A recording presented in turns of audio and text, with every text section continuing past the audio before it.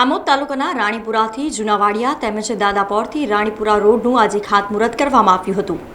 આમોદ તાલુકાના જૂના દાદાપોર ગામે ધારાસભ્ય ડી.કે. સ્વામીના હસ્તે બે રોડનું ખાતમુહૂર્ત કરવામાં આવ્યું હતું, જેમાં રાણીપુરાથી જુનાવાડિયા રામેશ્વર સ્મશાન ગૃહ તેમજ દાદાપોરથી રાણીપુરા રોડનું 7.60 કરોડના ખર્ચે નવો બનાવવામાં આવશે।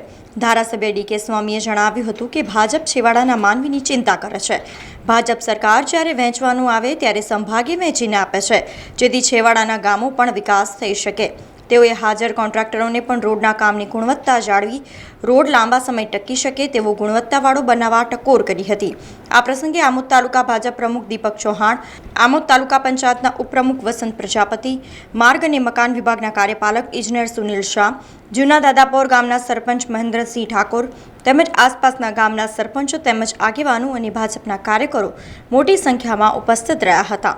ડી.કે. સ્વામી આજે રોડનું ખાતમુહૂર્ત કરવા દાદાપોર ગામે આવેલ હતા।